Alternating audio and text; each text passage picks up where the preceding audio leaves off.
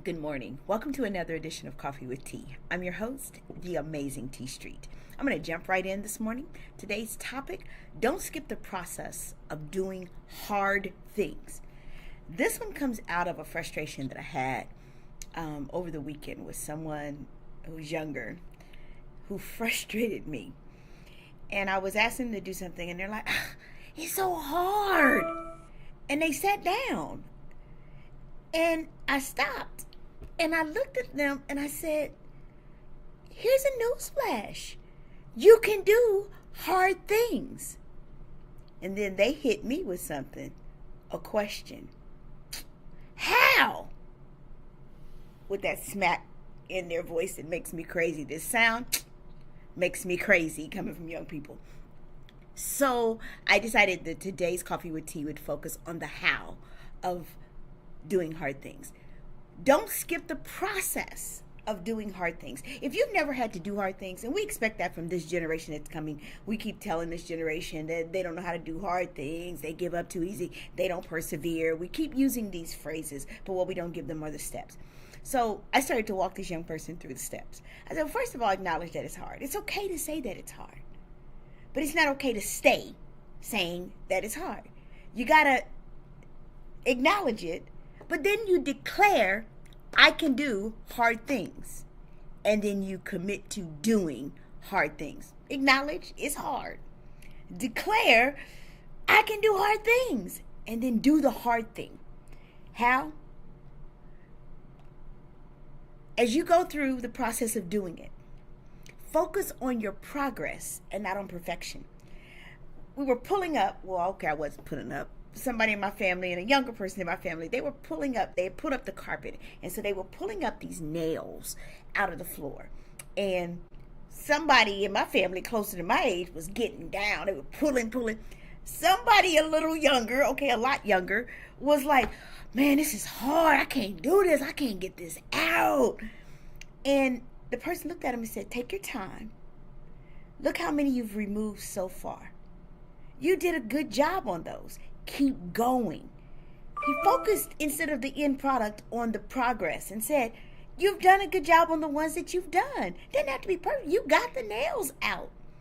Didn't have to be perfectly executed like mine was. I tapped it with 2 hammers, and that's what he said to him. But focus on the progress that you are making, because if you don't see or acknowledge your progress, it's easy to just throw in the towel. So acknowledge, declare, and then do. Focus on your progress. It doesn't have to be perfect. It just has to be progress. Start to build habits.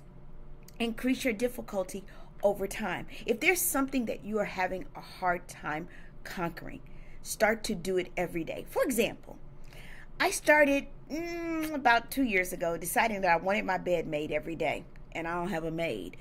So that's not been my practice. So every day I made myself, no matter how late I was, no matter how much I wanted to lay in the bed more, I made myself make my bed before I leave my room every day.